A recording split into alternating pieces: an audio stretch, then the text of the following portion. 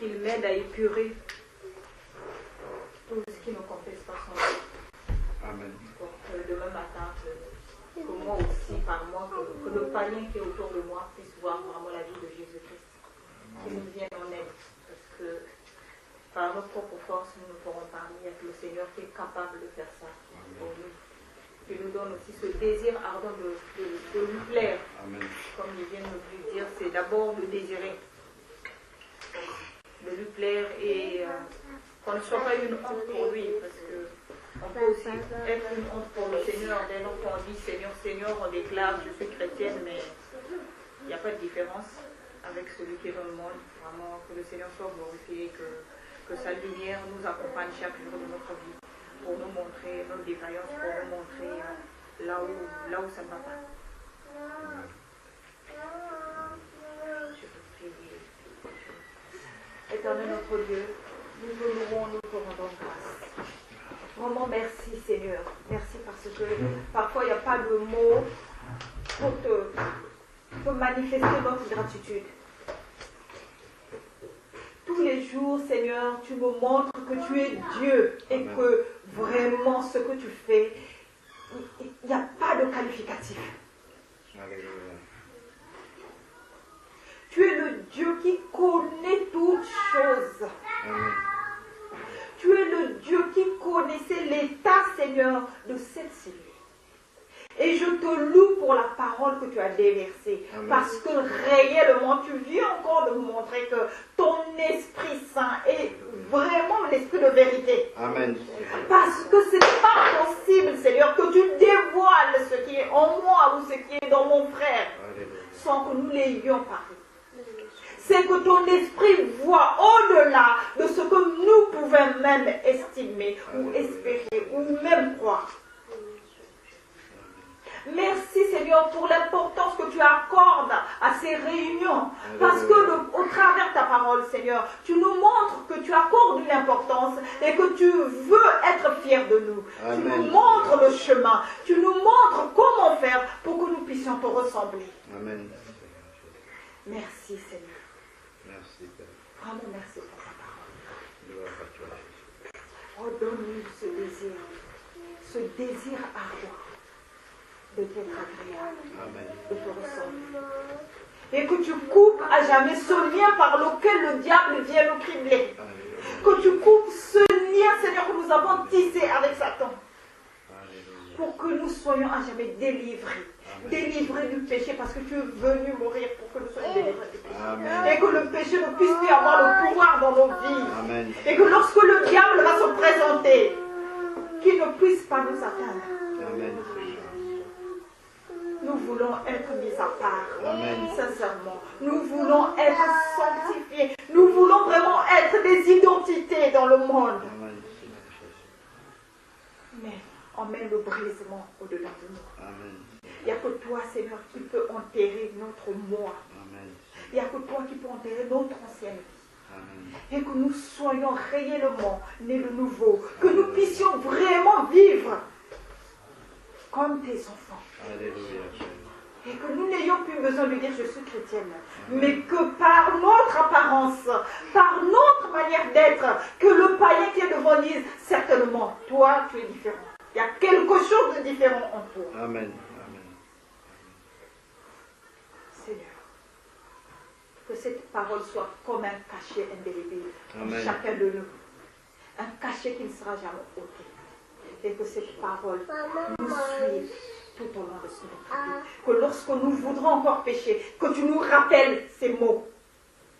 Que tu nous rappelles cela pour nous dire qu'il n'y a que le fils du démon qui peut pécher, mais que nous ne pouvons plus pratiquer le péché. Amen. Que nous puissions nous en souvenir pour que nous ayons horreur du péché. Alléluia.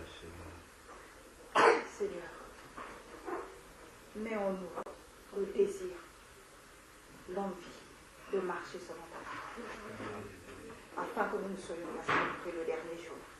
Qu'on ne se présente pas en disant Seigneur, j'étais chrétienne. Seigneur, je chantais tes louanges. Seigneur, je me déclarais être en toi. Et que tu me dis, je ne t'ai jamais connu. Merci, Éternel. Merci Seigneur. C'est que c'est par ta grâce et ton amour que tu nous permets d'écouter ces paroles. Béni soit ton nom à jamais. Béni Seigneur l'éternel, que tu nous bénisses nous tous pour la seule gloire. Au nom de notre Seigneur Sauveur Jésus-Christ. Amen. Amen.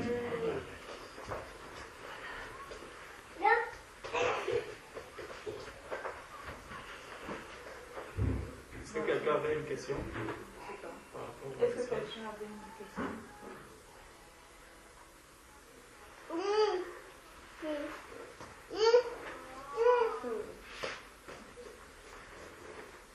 Moi j'ai une question. C'est concernant la confession. Je voudrais savoir pourquoi est-ce qu'on se confesse devant les hommes de Dieu. Si la confession doit se faire directement avec le Père, pourquoi aujourd'hui dans les églises on se confesse devant les hommes de Dieu? Ça sert à quoi? Est-ce que je voudrais un peu savoir? Très bonne question. Je peux répondre.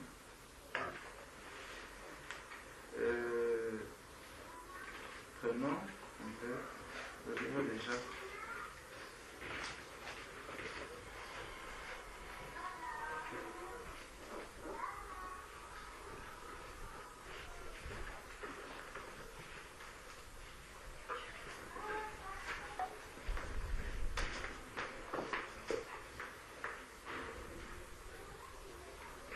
Nous devons savoir, comme le frère le disait tout à l'heure, que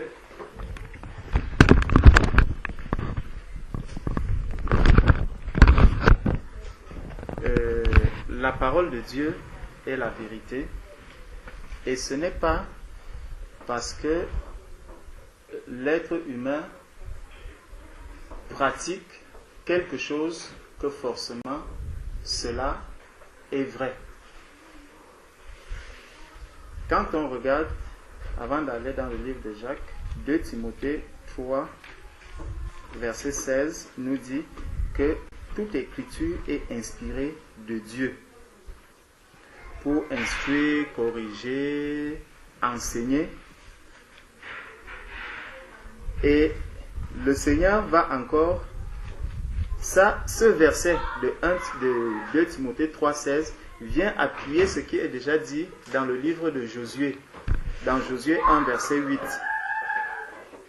Josué 1, verset 8, qui va nous dire que ce livre de la loi ne s'éloigne point de ta bouche. Médite-le jour et nuit pour agir fidèlement selon tout ce qui est écrit. Je sais que ça, c'est déjà pour nous montrer que les Écritures, la parole de Dieu, c'est ça qui est notre lumière. Dans Jean chapitre 1, on nous dit que la parole a été faite chair. Et cette parole est venue pour témoigner la gloire de Dieu. Donc, si une parole vient d'ici, si nous voyons par exemple une manière de vivre qui s'applique, qui est tirée de la parole de Dieu, par exemple le rassemblement dans la maison, vous allez voir la parole de Dieu nous dit dans 1 Corinthiens 14, 26, que faire donc frère lorsque vous vous assemblez, quelqu'un a-t-il un cantique? Ça, c'est le modèle du Seigneur. C'est comme ça que le Seigneur voudrait que son Église se fasse. Parce que si on était dans une assemblée, je n'aurais pas peut-être posé la question, est-ce que quelqu'un a une question? Donc, le frère apporte un message, il finit, il dit Amen, tout le monde accepte le message et il s'en va. Pourtant, ce n'est pas comme ça que les choses se passent dans l'église du Seigneur, donc dans l'assemblée des saints. Il faudrait que, même si un message du frère arrive, immédiatement, nous devons examiner ce message. Amen. Tous les saints doivent examiner le message qui est sorti. Est-ce que ce message est vrai? Est-ce qu'il y a un point qui ne tient pas? S'il y a un point, une zone d'ombre, il faudrait qu'un frère puisse apporter la lumière dessus en lui disant, frère, tu as dit ceci, mais la parole de Dieu nous dit, nous recommande plutôt ceci, ceci, ceci, et tout cela, on le tire de la parole de Dieu. Vous voyez donc que ça vient déjà apporter, ça vient apporter quoi? Ça fait que nous tous, nous partirons ayant le même esprit, la même compréhension de ces messages que le Seigneur est venu déposer en nous. Et il faudrait que le frère qui apporte aussi le message, qu'il soit dans l'humilité pour comprendre aussi que tel frère peut me reprendre. C'est pour ça qu'on verra, par exemple, Paul qui vient reprendre Pierre. Et lorsqu'il va reprendre Pierre, Pierre ne va pas dire tu ne connais rien, tu n'as pas marché avec Jésus, moi j'ai marché avec Jésus et tout. Non, Pierre par la suite va dire qu'il va attester que ce que Paul dit est vrai. Ce qu'il dit là, moi-même je n'ai pas reçu une telle révélation. Donc nous sommes vraiment conduits par l'Esprit du Seigneur. C'est pour ça que je voulais qu'on regarde déjà cette base partant vraiment de la vérité qu'est la parole de Dieu. Tout ce que nous faisons, si cela n'a pas une base biblique, cela ne peut pas tenir. Cela ne tient pas. C'est vraiment du sable. On bâtit en ce temps-là sur du sable. Quand vous voyez, je vais arriver sur votre question par la suite. Mais ici, on nous dit, donc dans Josué 1, verset 8, que médite cette parole jour et nuit pour agir fidèlement selon tout ce qui est écrit. Car c'est alors que tu auras du succès dans toutes tes entreprises. Ici, ce n'est pas des entreprises mondaines ou pécuniaires et tout, mais c'est vraiment dans la marche spirituelle. C'est comme ça que tu vas grandir lorsque, si et seulement si tu médites la parole de Dieu. Et donc, celui qui marche donc dans cette vérité, quand on vient dans Jacques, allons dans Jacques, il y a un verset qui nous dit,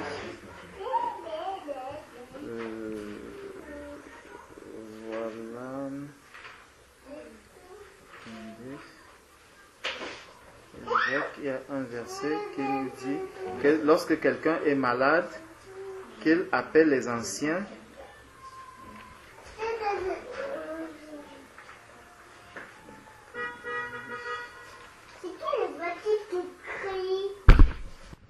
Jacques chapitre 5, verset 16. Jacques chapitre 5, verset 16. Qui nous dit, voilà, bon, commençons au verset 13.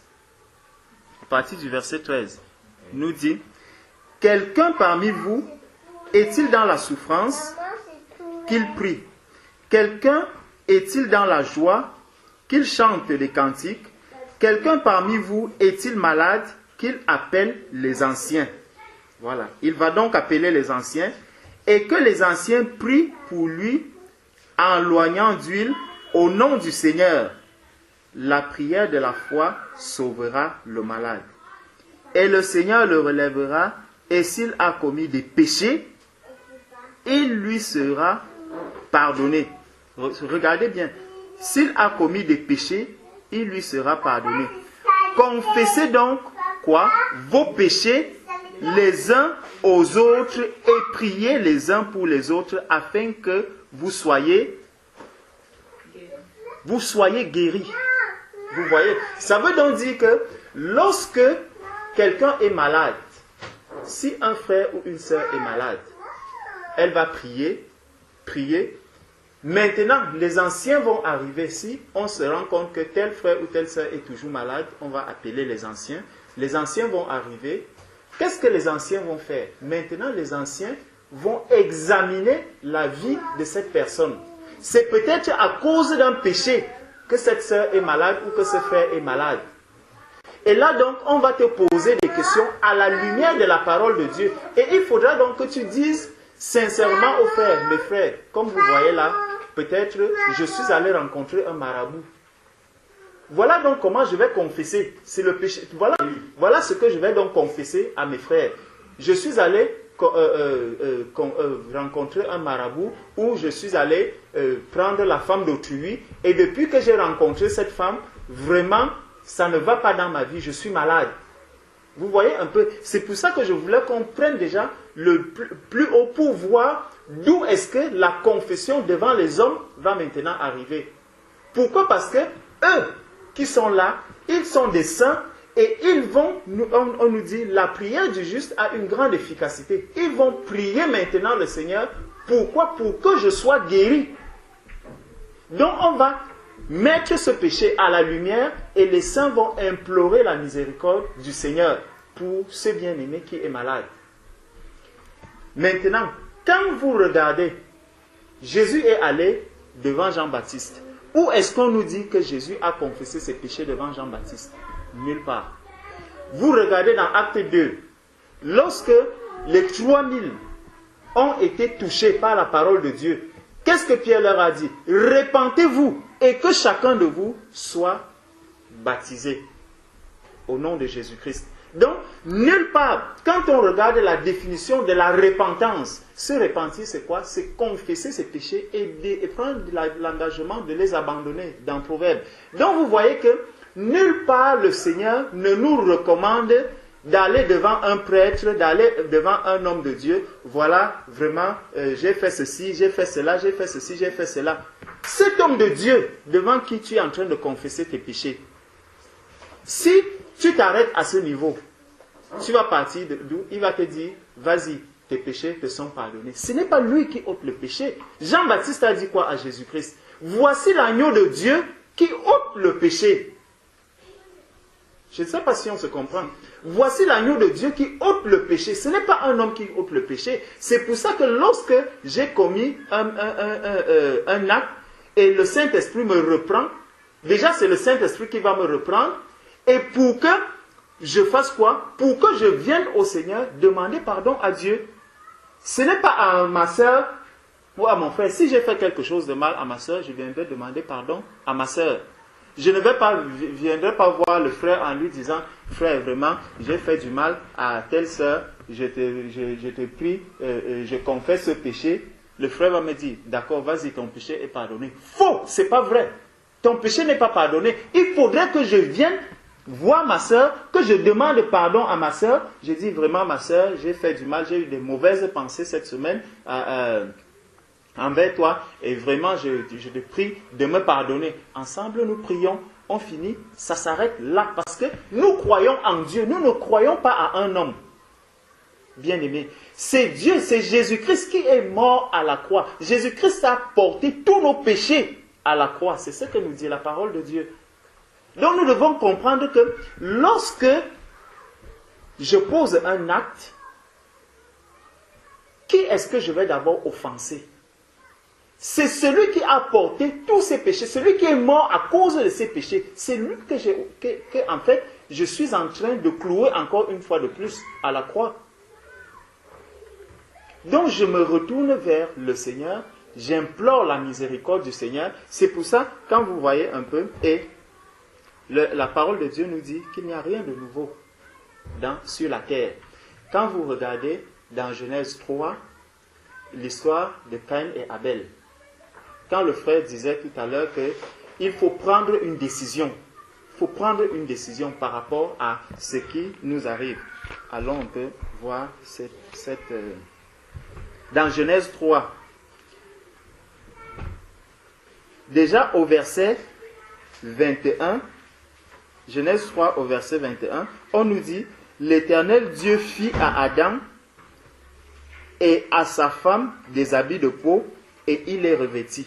Donc, l'Éternel a revêtu qui? Adam et Ève lorsqu'ils ont commis le péché. Bon. Pourtant, on nous dit que le serpent parlait et tout, puisque le serpent est venu parler avec Ève. Voilà. Donc, mais c'est Dieu qui est revenu demander des comptes à qui? À Adam. Quand on regarde maintenant l'histoire de Caïn et Abel, là où je voulais nous amener, on nous dit, à partir de, ça c'est Genèse 4, on nous dit, au verset 3, au bout de quelque temps, Caïn fit à l'Éternel une offrande de fruits de la terre, et Abel de son côté en fit une des premiers-nés de son troupeau et de leur graisse, l'Éternel portant un regard favorable à Abel et à son offrande. Souvent on se demande, mais pourquoi est-ce que Dieu est injuste pour avoir porter un regard favorable sur l'offrande d'Abel et non pas sur celle de Caïn. Qu'est-ce que Dieu avait fait avec Adam et Ève? Dieu avait tué un animal. C'est de cet animal qu'il a pris les peaux, il les a couverts. Donc, il a donné un message à Adam et Ève, et Adam et Ève maintenant devaient transmettre ce message à leurs enfants. C'est pour ça que lorsque la parole nous dit que sans effusion de sang, il n'y a pas de pardon de péché. Notre péché ne peut pas être pardonné si il n'y a pas eu effusion de sang. Et c'est le sang de Jésus qui pardonne, qui lave le péché. Même quand je viendrai confesser mes péchés devant un frère ou devant telle ou telle personne, c'est juste pourquoi? Pour que, en fait, ce péché qui en moi était enfoui et que parfois même c'est un péché que j'ai laissé traîner, que j'ai négligé, mais ceux qui viendront examiner, ceux qui viendront me poser des questions en ce moment, il faut vraiment qu'ils soient conduits par le Saint-Esprit. C'est le Saint-Esprit qui va les amener, les aiguiller, jusqu'à ce qu'on tombe sur la question qui me rend malade. Or, quand vous voyez la confession des péchés qui se fait souvent, quelqu'un arrive, par exemple chez les catholiques, quelqu'un arrive, il s'assoit au confessionnal. Oui, prêtre, je viens te voir parce que j'ai eu à voler, j'ai eu à faire ceci, j'ai eu à faire cela, j'ai eu à faire ceci, j'ai eu à faire ceci. Tu n'as plus autre chose? Non. Ok. Tes péchés te sont pardonnés. Va en paix. Faux! Ça n'existe pas. Ça n'existe pas. C'est le péché qui m'a rendu malade que je dois venir confesser devant les frères, devant les anciens. Et c'est ce péché-là qui doit être mis à la lumière. Et parfois, c'est un péché que vraiment je porte en moi, que je n'arrive même pas, parce que, je vous dis, mes bien-aimés, souvent, tu vas devant le Seigneur, tu as même peur, tu as même honte de dire que Seigneur, regarde ce que j'ai encore eu aujourd'hui comme pensée, comme mauvaise pensée que j'ai eue vis-à-vis de tels frères ou de telles sœurs. Et ça c'est quoi? C'est parce que notre cœur, notre corps est le temple du Saint-Esprit. Hébreux 3 verset 6 nous dit que notre corps, nous sommes la maison du Seigneur. Nous sommes la maison du Seigneur. Hébreux 3 au verset 6.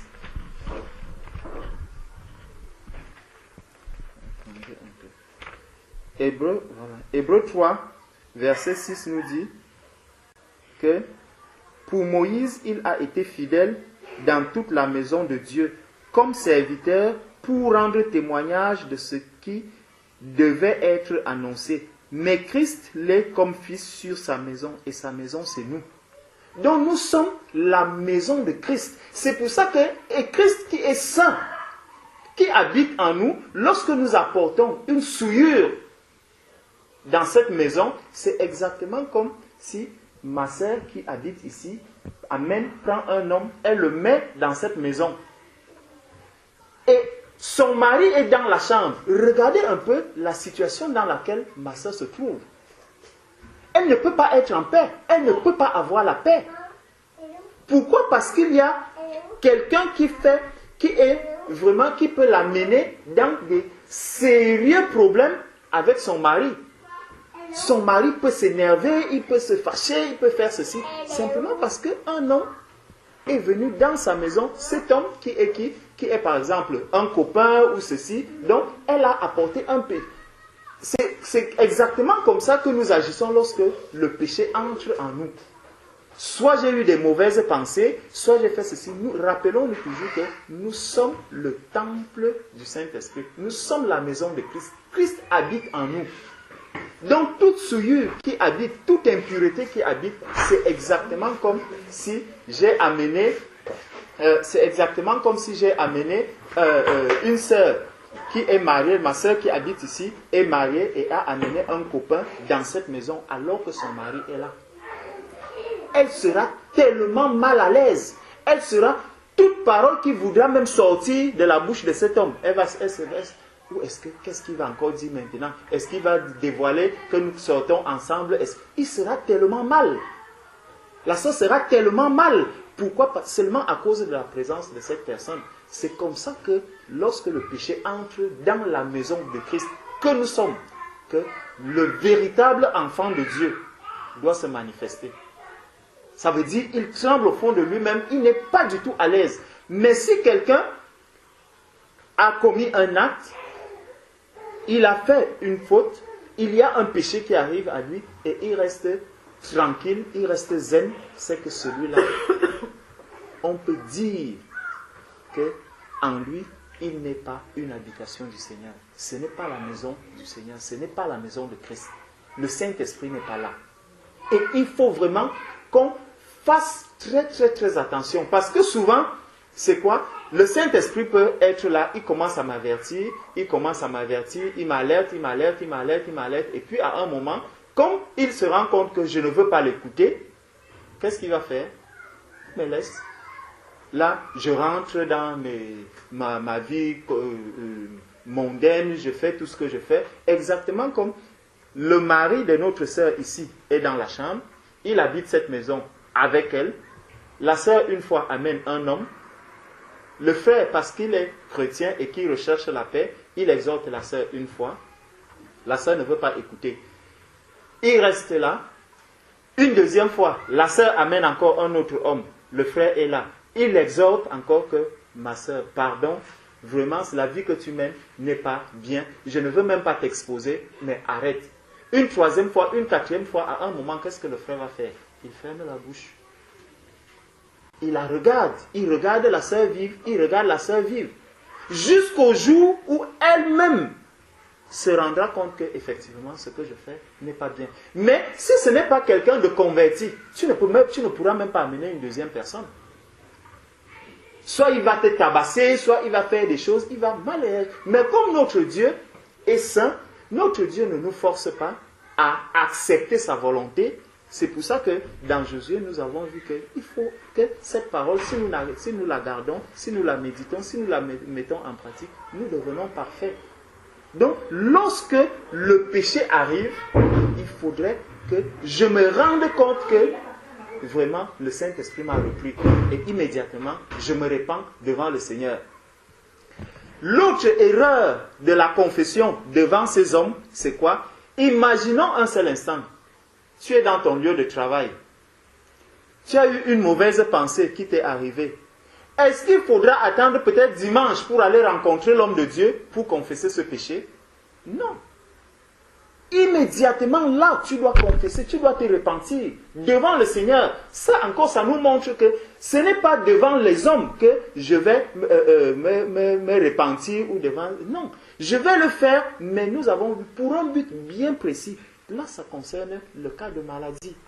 Si quelqu'un est malade, il appelle les anciens et là, les anciens viendront examiner, ils vont creuser, ils verront que oui, c'est à cause de ce péché que tu te retrouves là. On prie le Seigneur. Et je nous rappelle encore que vraiment, c'est des hommes qui doivent être bâtis dans la parole de Dieu. Parce que ça peut être quelque chose que nous pouvons considérer de léger, de négligeable. Mais quand les hommes de Dieu vont arriver, ils vont examiner, là ils vont te poser des questions sur ta vie et il ne faudrait pas qu'en ce moment tu te fâches encore. Parce que là, il faut que tout soit mis à la lumière. Là, tu as appelé les anciens et les anciens doivent faire leur travail.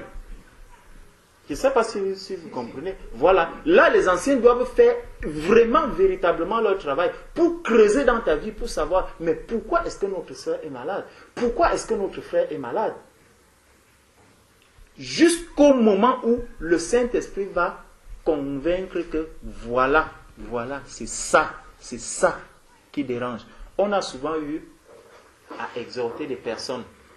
Je vous assure, bien aimés, toute une nuit, on cherche avec la parole. Je me rappelle, une fois, on avait fait ça toute une nuit, et ce n'est que vers la matinée que la sœur en question a reconnu que oui, effectivement, ce que vous dites là, c'est vrai. Je vous assure, ce n'est pas une tâche facile. Donc quand on parle de la confession ici dans Jacques 4, pour le Seigneur, Tu vas aller devant le Seigneur. Seigneur, j'ai fait ceci, j'ai fait cela, j'ai fait ceci, vraiment. Je te demande pardon. Aide-moi à ne plus le faire. Tu continues. Mais quand les anciens vont arriver, ils vont creuser, te demander, ma soeur, est-ce que dans ta vie, tu n'as rien à nous dire? Quand tu commences à parler, les frères sont dans la prière. C'est pour ça qu'on vous dit que, bien aimé, le travail d'être d'ancien, ce n'est pas ce que vous voyez là dans les dénominations, quelqu'un se lève, oui, tel est ancien, non. Un ancien, c'est quelqu'un qui vit de la parole de Dieu. C'est quelqu'un qui rentre régulièrement dans l'intimité avec le Seigneur. Donc, c'est une personne qui est, quand on regarde un peu, lorsque l'apôtre Paul parle de l'installation qu'il dit à Tite, ou même à Timothée, d'établir des anciens, il y a des critères. Il y a des critères. Ce n'est pas du jour au lendemain, et ce n'est pas parce que je vois que la face de mon frère me plaît, ou parce que mon frère a beaucoup d'argent que je vais lui dire non. Le critère d'argent ne rentre pas là-dedans. Tu peux avoir de l'argent comme tu veux, avoir tout ce que tu veux, tu ne seras jamais ancien. L'ancien, ce n'est pas parce que tu as de l'argent, non. Il faut examiner les Écritures. Tout doit être fait à la lumière des Écritures. Vous voyez aujourd'hui des femmes, on dit telle femme est ancienne d'église. Ça n'a pas de sens. Dans les Écritures, quelle femme est-ce qu'on a vue ancienne d'église? Ça n'existe pas. Ça n'existe pas. Donc, pour vraiment, mon frère, te dire à la lumière des Saintes Écritures, la repentance, c'est devant le Seigneur. Amen. Tu vas devant le Seigneur, tu te repens. Imaginez un peu Pierre en train d'examiner la vie de 3000 personnes dans Acte 2. Frère, en 3000 personnes qui font la confession devant toi, un être humain, tu peux supporter? Vous voyez? Donc, tout ça nous montre que ce que les hommes sont en train de faire aujourd'hui, c'est l'erreur, ce n'est pas vrai. Et c'est pour ça qu'il y a des mauvaises conversions. Imaginez, lui, c'est mon frère, nous nous entendons bien. J'arrive, frère, vraiment, je veux confesser mes péchés. Mais comme tu vois, même là, hier on était à tel endroit, nous partirons de là sans que rien de sérieux ne se soit même dit. Mais quand je vais devant le Seigneur n'est pas mon copain. Je sais pourquoi je vais devant lui, parce que là je suis dans la crainte du Seigneur. Je sais que je vais recevoir la vie éternelle. Là, mon salut en dépend. Mais devant un homme, tu sais que lui-même là, tu iras confesser tes péchés devant un prêtre. Le lendemain, on te dit qu'il est pédophile. Toi-même, tu vas faire comment? Tu commences à regretter pourquoi tu es même allé lui dire que tu as volé. Oui, toi tu as volé, tu as dit que bon, j'ai volé quelqu'un qui avait beaucoup d'argent. Mais lui, il a violé peut-être un petit enfant de 5 ans. Il a gâché la vie d'un enfant. Alors, tu vas voir. Et là, les raisonnements vont arriver dans ma tête. Je vais commencer à comparer même les péchés. Je dis que mon péché était même moins léger que ce que lui, il a fait aujourd'hui. Je regrette même. Vous voyez?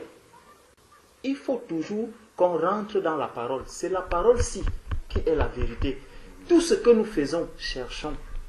Cette parole est complète. Le Seigneur nous a tout donné. Tout se trouvait dans cette parole. Donc, je ne sais pas si j'ai apporté une réponse. Que Dieu soit béni. Amen. On prie, on invoque le feu sur nos ennemis. Je voulais savoir si c'est de Dieu. Parce que quand on voit la Bible, moi je ne sais pas s'il existe un verset où le Seigneur nous a dit dans Éphésiens de nous munir des armures spirituelles. Mais je n'ai pas vu un verset où le Seigneur nous demande d'envoyer le feu sur nos ennemis. Parce que c'est quand on voit les mystiques, eux, ils nous attaquent. Donc ça veut dire que nous aussi, de notre côté, il faut que nous puissions attaquer, mais avec quel pouvoir, alors que c'est Jésus qui combat pour nous. Donc est-ce que c'est nous qui envoyons Jésus pour combattre, sachant que lui-même, il sait déjà notre situation? C'était ma première question. Et ma deuxième question, c'est aussi toujours dans le combat spirituel, c'est que dans les églises, on demande aux gens de faire des représentations des ennemis et prier sur eux. Et généralement, c'est toujours comme j'ai dit, les mystiques, ils font souvent des petits gré-grés et ils font des incantations sur ça. Donc je me dis que ça ne peut pas être de Dieu, vu que ce que les mystiques font, ça ne peut pas être la même chose que le Seigneur nous demande aussi de faire.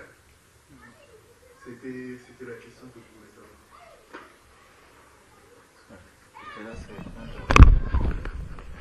Alors, tu fais bien de poser cette question-là.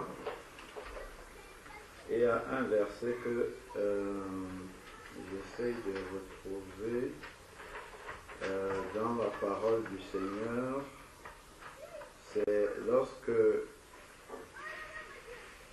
le Seigneur a envoyé ses disciples dans une ville et qu'ils sont revenus, frère, je ne sais pas si tu te souviens du passage, ils sont revenus, la ville était incrédule et Jean a demandé au Seigneur, est-ce que tu veux qu'on fasse descendre le feu sur cette ville-là? Le Seigneur a dit, vous ne savez pas de quel esprit.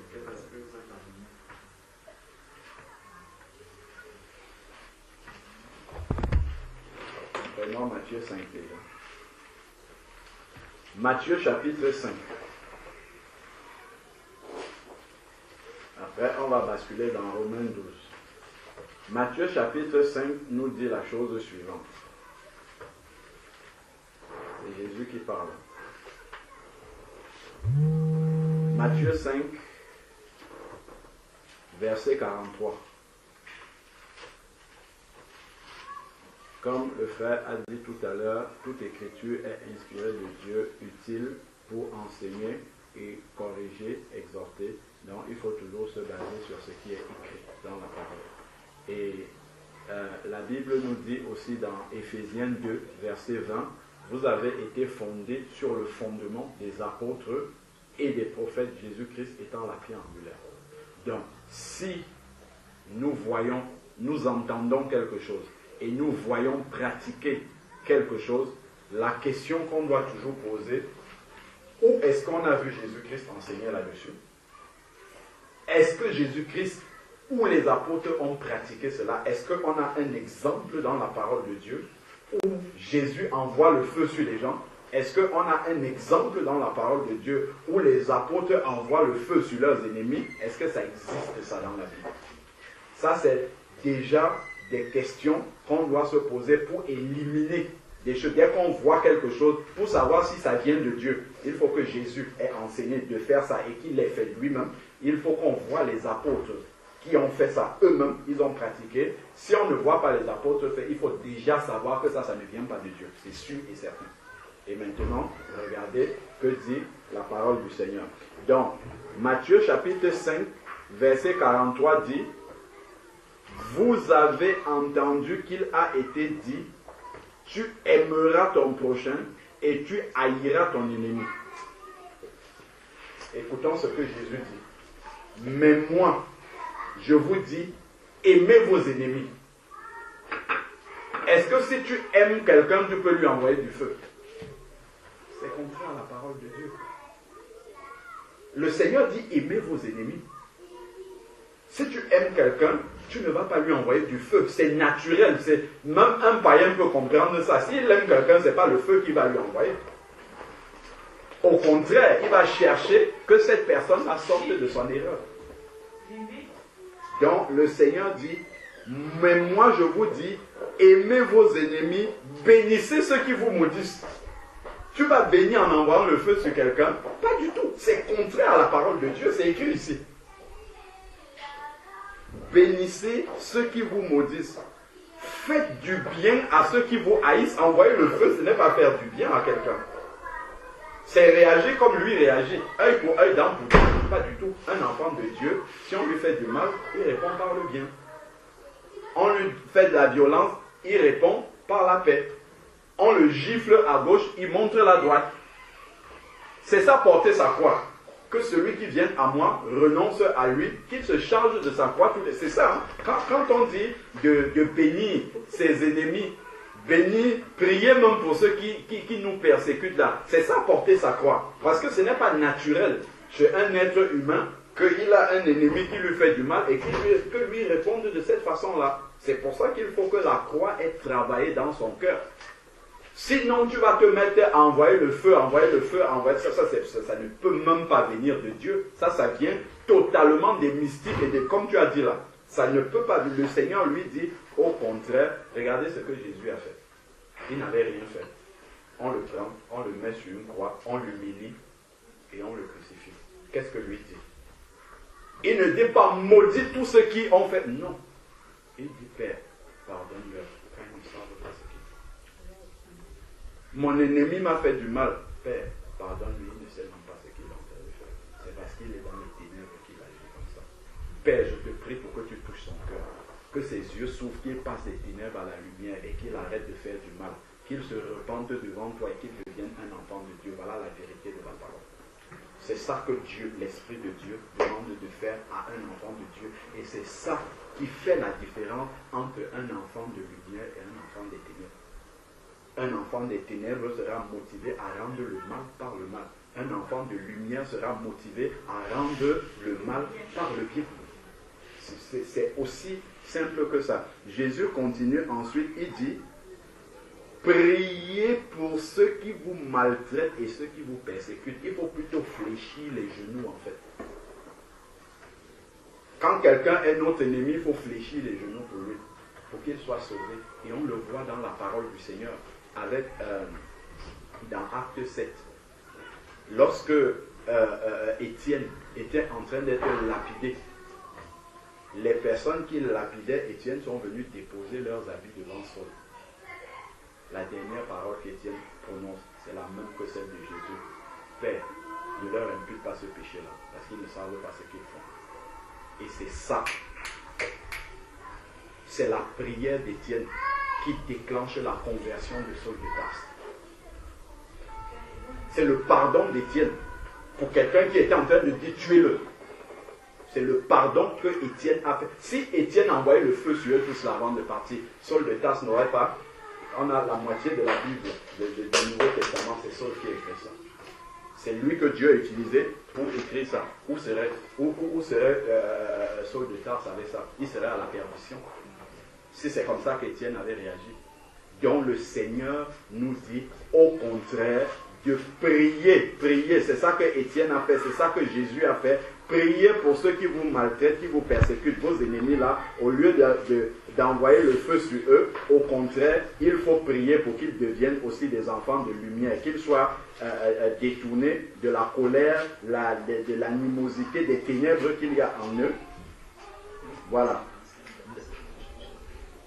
Combien? Luc 9, 55, on va lire juste après. Alors, continuons dans Matthieu, hein. C'est important de lire la suite. Regarde ce que Jésus dit. Lorsque on a prié pour les ennemis, on les a bénis. Alors vous serez fils de votre Père qui est dans les cieux, car il fait briller le soleil sur les méchants et il fait pleuvoir sur les justes et les injustes. C'est parce qu'on rend le mal par le bien qu'on est fils de Père. Si on envoie le feu sur les gens, ça veut dire que ça ne vient pas du Père. On ne réagit pas comme notre Père. Donc, frère, tu disais que c'était dans Luc combien? Luc chapitre 9, verset 55. C'est ce que je citais tout à l'heure. Luc 9, verset 55 dit. Luc chapitre 9, verset 55.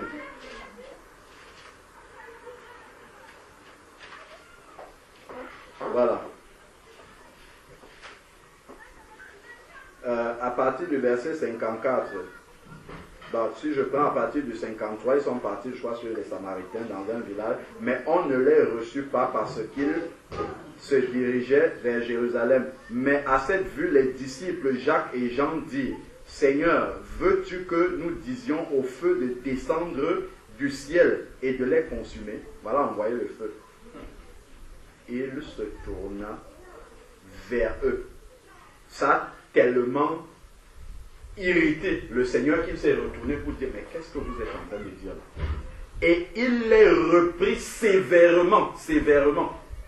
Parce que ça, ce n'est pas l'attitude des enfants du peuple de faire ça. Il les reprit pas un peu sévèrement en leur disant, vous ne savez pas de quel esprit vous êtes animés de penser qu'il faut envoyer le feu sur des personnes. Encore, ce sont des païens. C'est vers les païens qui veulent envoyer le feu. Et le Seigneur dit, vous ne savez pas quel esprit vous a envoyé le feu comme ça sur des personnes. Le Fils de l'homme est venu chercher et sauver ceux qui étaient perdus. Regardons Romains 12. Romains 12 nous exhorte aussi de la même manière. Ça, c'est Jésus qui enseignait. On a dit, nous sommes fondés sur le fondement des apôtres et des prophètes, Jésus-Christ étant la pierre angulaire. Les apôtres ont aussi enseigné là-dessus. Romains chapitre 12.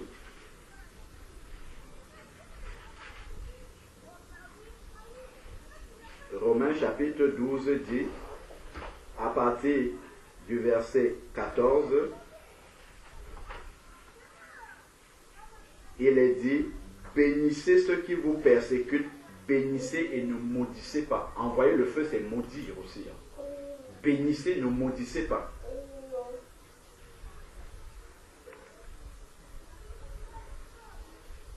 Verset 17, ne rendez à personne le mal pour le mal. Recherchez ce qui est bien devant les hommes.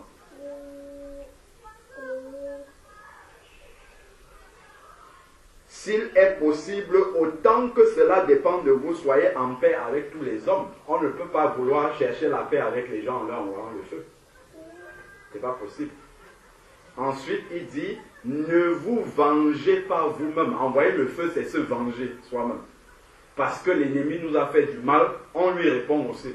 Donc, on se venge. Il dit, ne vous vengez pas vous-même, bien-aimés, mais laissez agir la colère, car il est écrit, à moi la vengeance, c'est moi qui rétribuerai, dit le Seigneur. Il dit, mais si ton ennemi a faim, envoie-lui du feu. Non. Donne-lui à manger. C'est ça que le Seigneur dit.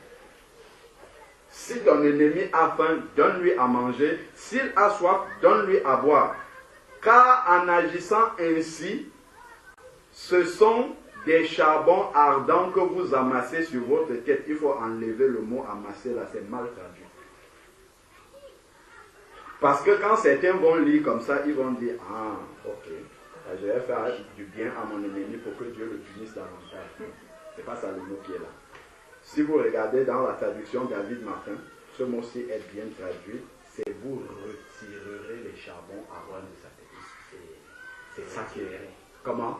C'est retiré. Amen. Voilà, c'est ça qui est le vrai mot. Mais dans beaucoup de Bibles, c'est écrit amasser. Donc, même quand les gens font du bien à leurs ennemis, c'est en espérant que Dieu va les acculer par les charbons qu'ils sont en train d'accumuler. Au contraire, quand tu fais du bien, c'est pour que le cœur de Dieu pardonne à ceux qui t'ont fait du mal. Donc tu retires les charbons qu'il y a, la punition de Dieu qui va tomber sur eux en leur faisant du bien. Parce que ta bénédiction en tant qu'enfant de Dieu a une puissance dans la vie de celui-là. Apporte la bénédiction de Dieu dans sa vie. C'est pour ça que Dieu dit bénissez, ne maudissez pas. Parce que la mort est attachée, la vie et la mort, c'est une autre langue, comme nous dit la parole de Dieu. Donc on doit éviter de maudire avec cette bouche-là qui loue le Seigneur. Donc voilà vraiment la vérité de la parole. Ne soyez pas vaincus par le mal, mais vainqueurs du mal par le bien. Ça, ce sont des mauvais enseignements en fait qu'on a reçus et qui continuent à se perpétuer comme ça. Et souvent, malheureusement, on va utiliser par exemple les psaumes à mauvais escient. Quand on voit David dire Seigneur, fais ceci à mes ennemis, on va utiliser non. C'est pour ça que Jésus dit bien, il vous a été dit ceci, mais moi je vous dis ça. Il vous a été dit ceci, mais moi je vous dis ceci. Parce que justement, le Seigneur a pris la précaution de nous donner d'abord son Saint-Esprit. Parce qu'on ne peut pas pardonner à un ennemi sans le Saint-Esprit.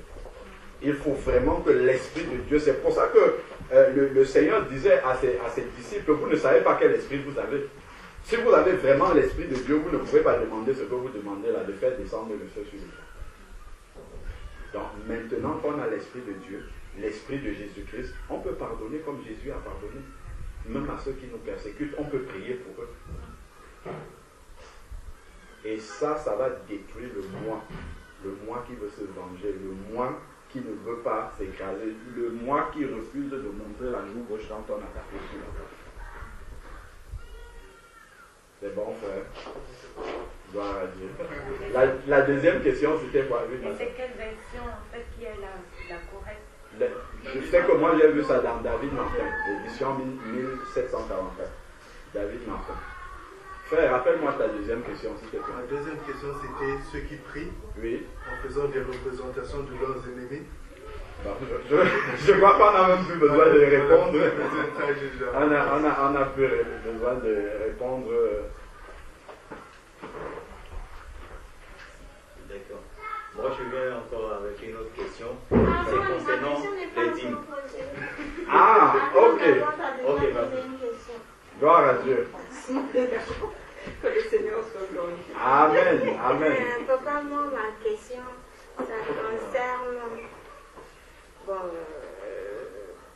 Ma soeur, les hommes de Dieu, au fait. avant d'arriver sur ta question, non, oui, est-ce que tu peux me permettre juste de corriger quelque chose?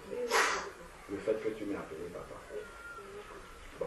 Je sais que bon, si c'est le respect qu'on donne en Afrique, c'est une chose. Ça, il n'y a pas de problème. Mais si c'est dans le sens d'honorer l'homme de Dieu, ça c'est autre chose. Et là, la parole nous dit, dans Matthieu 23, regardons. Comment? C'est bien fait ça. Non, on est là pour s'exhorter, pour corriger et pour marcher selon la parole de Dieu. Parce qu'on n'est pas là pour flatter l'ego de l'un et de l'autre. Regarde Matthieu chapitre 23, verset 8. Matthieu 23, verset 8 dit: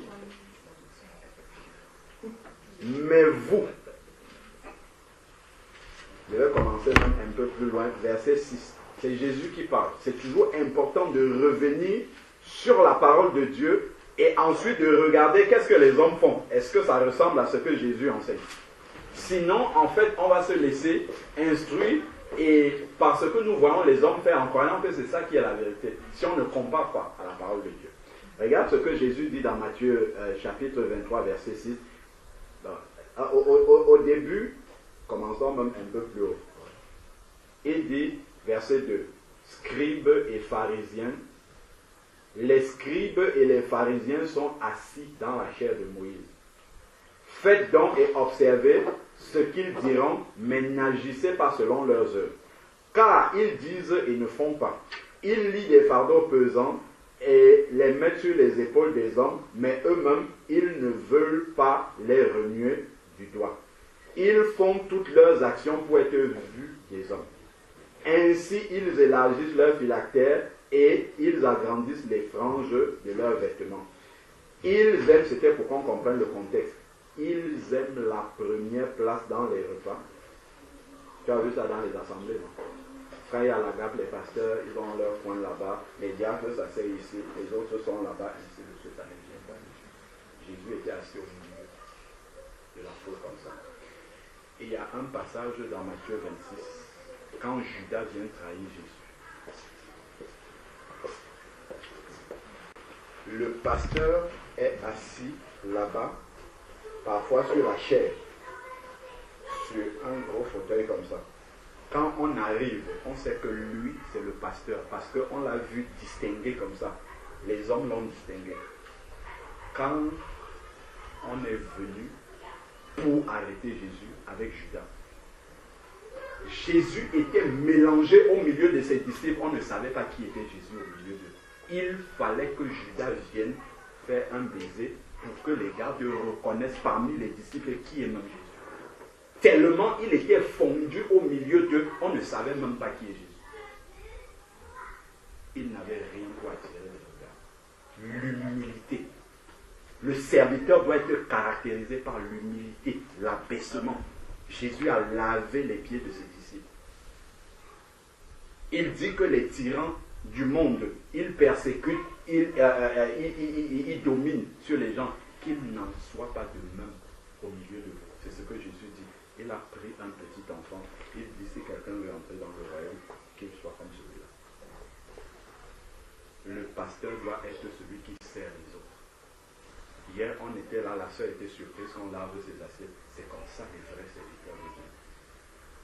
Dans Actes chapitre 6, il y a eu un problème dans l'église parce que les veuves des Hébreux étaient favorisées par rapport aux veuves des Grecs. Et les disciples, les apôtres ont dit, choisissez parmi vous 7 hommes remplis du Saint-Esprit. 7 hommes remplis du Saint-Esprit pour qu'ils nous remplacent dans le service des tables. Ça veut dire qu'avant, c'était les apôtres qui servaient les bien-aimés aux tables. C'était les apôtres qui servaient aux tables. Et pour les remplacer, ils demandent de chercher des hommes, pas des femmes, remplis du Saint-Esprit. Parce qu'une tâche aussi humble dans l'Église a besoin d'être remplie du Saint-Esprit pour faire ça. Le vrai chef, c'est celui qui sert. Ce n'est pas celui qui croise les pieds et on le sert. C'est ce que Jésus a dit.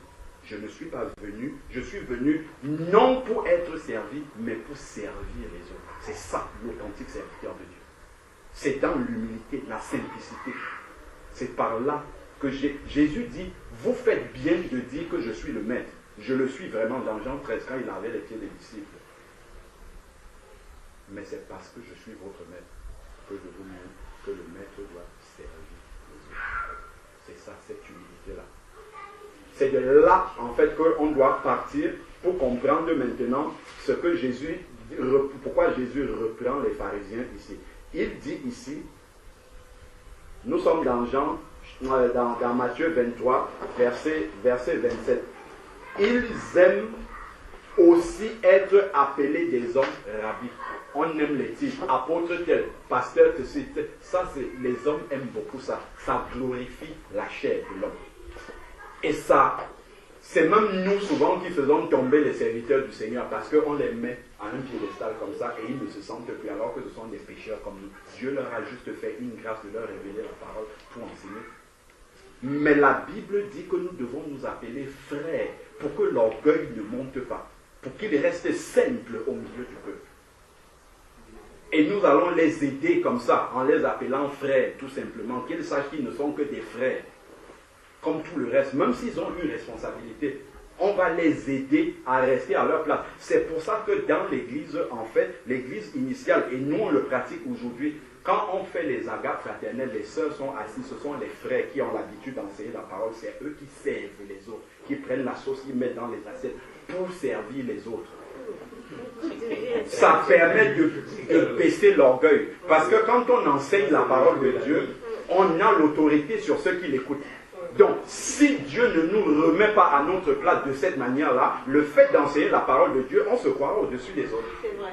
Alors que ce n'est qu'une grâce que Dieu nous fait. La parole que nous enseignons, nous sommes soumis aussi à la même parole, de devoir l'appliquer dans nos vies, comme tout le reste. Une fois que le ministère est fini, j'ai donné la parole, je deviens un frère, une sœur, comme tout le reste. Il y a le respect que tu me dois, c'est le même que tu dois à l'autre, ainsi de suite. On se respecte les uns les autres. Tout simplement. Donc c'est pour ça ici, il dit, ils aiment être appelés des hommes rabbis, c'est l'honneur qu'ils recherchent. L'honneur des hommes. Mais vous, voici ce que Jésus dit, mais vous, ne vous faites pas appeler rabbi. Si on me dit pasteur, je dis non, je suis frère, comme tout le reste.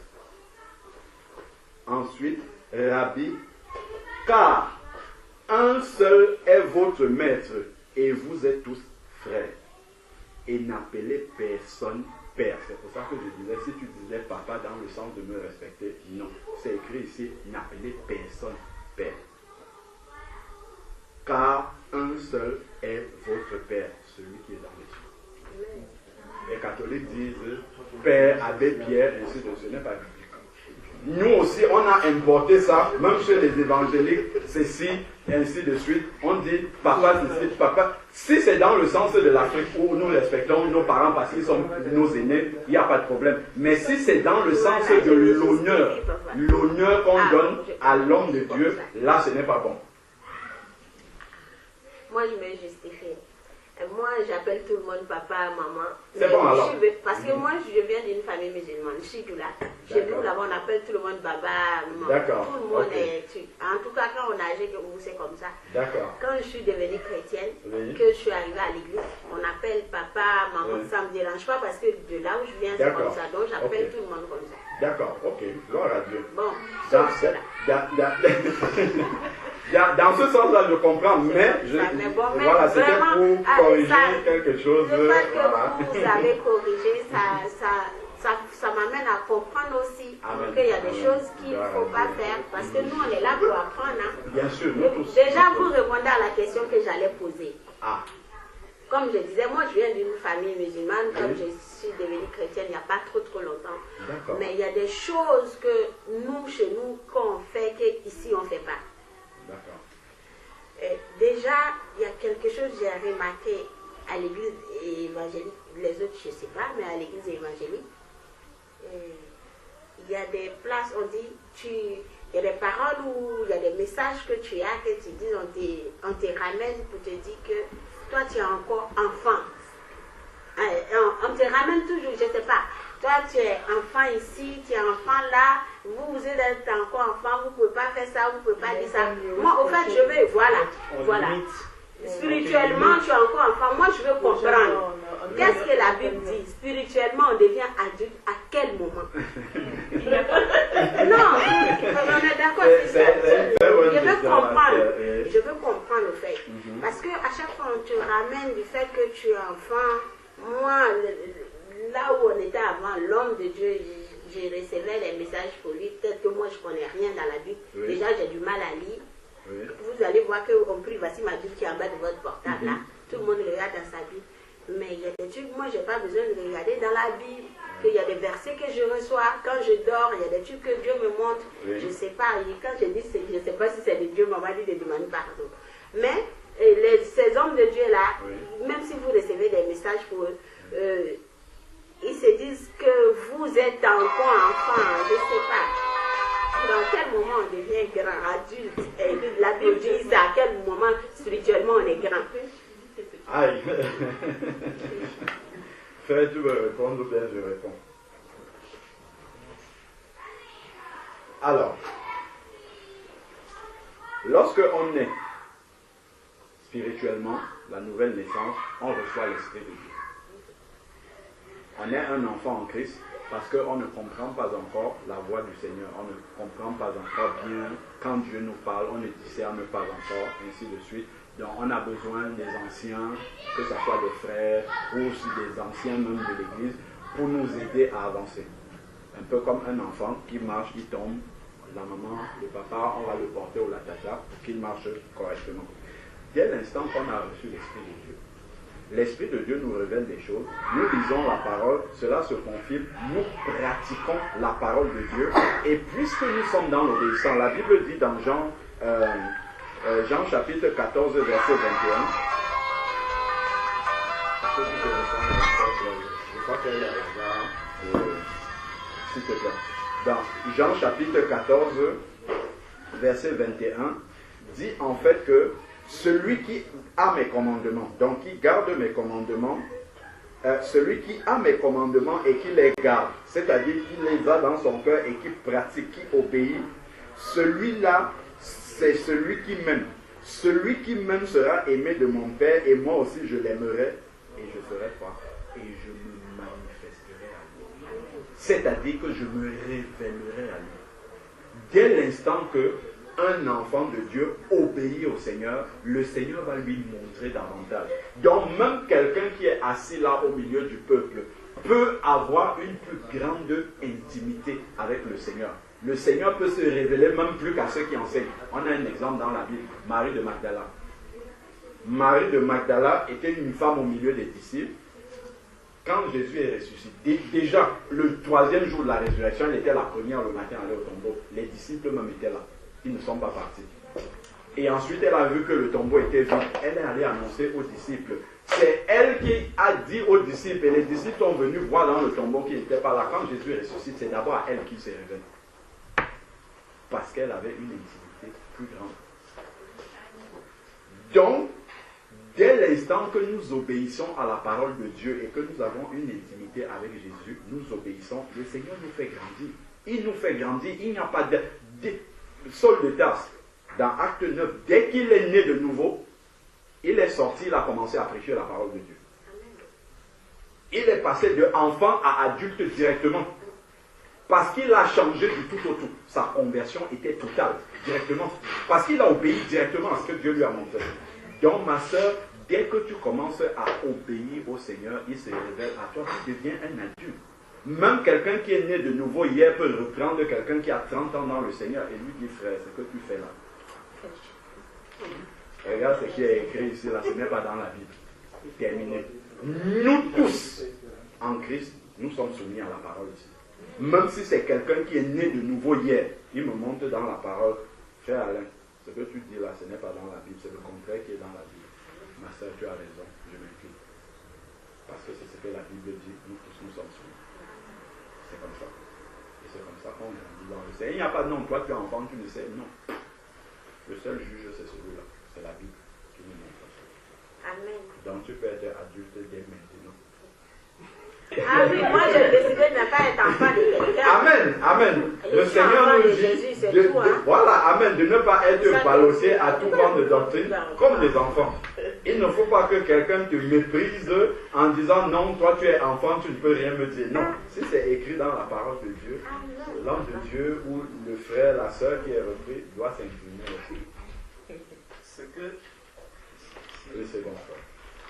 Ce que je voudrais ajouter là-dessus, c'est que nous devons comprendre que quand le Seigneur a fait un enfant, l'exemple que le Seigneur a fait, que le frère a fait tout à l'heure, disant que le Seigneur a placé un enfant, ce n'est pas pour que nous demeurons comme cet enfant. Amen. Mais c'est pour que notre cœur soit à l'image du cœur de ce petit enfant. Si quelqu'un est déjà né de nouveau, il reçoit le Saint-Esprit. Il n'y a pas de petit Saint-Esprit. Amen. Et il n'y a pas de grand Saint-Esprit. Le Saint-Esprit qui est en lui, si tu es baptisé du Saint-Esprit, c'est le même Saint-Esprit qui est en toi. Celui qui naît de nouveau aujourd'hui, qui se convertit aujourd'hui, c'est le même Saint-Esprit qui est en lui. Parce que chez certaines personnes, on dessine toujours le petit Jésus à la crèche. Le petit Jésus qui est toujours bébé. Et chaque année, on le rend toujours bébé. On le retrouve toujours dans le petit berceau. Ça, c'est encore une image qui nous montre comment est-ce que l'être humain continue de concevoir Jésus. Chez certains, on va dire, oh, papa pasteur. L'autre, on va dire, apôtre, évêque, ceci, cela, ceci, cela. Et en même temps, ils ne vont pas se rapprocher, ils ne vont pas, il cherchera toujours à imposer ce que lui, il entend, parce que c'est ce qu'il reçoit, qui vient directement du Seigneur. Ce que quelqu'un d'autre va recevoir, lui, il va estimer que cela ne peut pas venir du Seigneur. C'est pour ça que, déjà, quand on voit comment le culte, je reviens sur la manière dont le culte des saints se passe, le Seigneur a dit que la femme ne doit pas enseigner la parole de Dieu, mais la femme peut recevoir un message du Seigneur et de ce message qu'elle va donner en disant, le Seigneur m'a mis à cœur aujourd'hui qu'on s'exhorte vraiment à pratiquer davantage l'amour entre nous. Tu vois, le Seigneur, la sœur reçoit ce message et les frères qui sont là, ils commencent à examiner à la lumière des Saintes Écritures. Parce que toi aussi qui vas apporter un message, tu dis, j'ai reçu ceci du Seigneur. Ne t'attends pas à ce que, parce que je t'aime bien ma sœur, que forcément je vais accepter ce que tu dis. Non. Je prends maintenant la parole de Dieu. Est-ce que ce que tu dis est vrai à la lumière des Saintes Écritures? Parce que ne nous apporte pas un faux message. Non. Le Seigneur vous appelle par exemple à aller danser dans les bois de nuit demain. Ma soeur, je vais prendre la parole de Dieu, je te demande. Éphésiens 2, verset 20. Vous êtes fondés sur vous êtes bâtis sur le fondement des apôtres et le prophète Jésus est dans la pierre angulaire. Où est-ce que Jésus est allé danser dans le bois de nuit? Donc, ma soeur, examine bien le message que le Seigneur t'a donné. Tu vois? Mais maintenant, quand tu dis, le Seigneur m'a montré que les frères dans l'assemblée vivent dans le péché. Il y a, par exemple, un frère qui est dans l'adultère, qui vit dans l'adultère. Là, on commence à s'examiner. Il faut qu'on commence à s'examiner. Tu reçois ce message. Si vraiment c'est l'assemblée des saints, le message que tu as reçu, il passe, les frères vont commencer à parler, à prêcher un message sur l'adultère, sur l'impudicité et sur tout ça. Puis à un moment donné, s'il n'y a aucun frère qui se reconnaît là-dedans, certainement, le Seigneur, je dis, si nous sommes vraiment une assemblée des saints, le Seigneur va le révéler peut-être à une autre sœur ou à un autre frère. La deuxième fois, le Seigneur m'a encore révélé aujourd'hui qu'il y a un frère qui vit dans l'adultère. Et tant que ce péché va rester là, le Seigneur mettra toujours le doigt dessus jusqu'à ce que la personne puisse se repentir et sortir de ce péché. Comprends? Donc le message que le Seigneur apporte au milieu des saints, c'est pour l'édification. C'est pour que nous puissions tous avancer et arriver au salut. Le fait, si nous prenons un peu Hébreu, je crois que ça va être ici. C'est Hébreu 5, verset, combien verset? Voilà. Hébreu 5. Prenons verset 12. L'apôtre dit, vous en effet qui, depuis longtemps, devriez être des maîtres, vous avez encore besoin qu'on vous enseigne les premiers rudiments des oracles de Dieu. Vous en êtes venus à avoir besoin du lait et non d'une nourriture solide. Or, quiconque en est au lait n'a pas l'expérience de la parole de justice. Donc, quand on veut maintenir les personnes au lait, c'est quoi? Ça veut dire qu'on veut les amener à demeurer des bébés. On veut les amener à ne pas avoir la connaissance de Christ. À ne pas avoir l'expérience dont il parle ici, de la parole de justice. Et ça peut venir comment? Ça peut venir du simple fait qu'on ferme la bouche aux personnes. C'est pour ça, mes frères, lorsque vous êtes au milieu, vous devez savoir que vous avez cette responsabilité d'examiner tout ce qui arrive dans l'assemblée. Un frère apporte un message, vous devez être attentif en écoutant, parce que depuis que j'étais assis là, tout ce qu'il disait, moi j'écoutais. C'est pour ça, régulièrement, j'ouvrais la Bible, je regardais, j'ouvrais, je regardais, j'ouvrais, je regardais, j'ouvrais, je regardais. Il ne peut pas venir apporter un message qui n'est pas vrai. S'il y a quelque chose, non, je vais dire, frère, vraiment, ce que tu as dit là, je vois ceci dans la parole, je vois. Parfois, on commence à partager et je lui dis, ce que tu dis là, moi je le comprends de cette manière.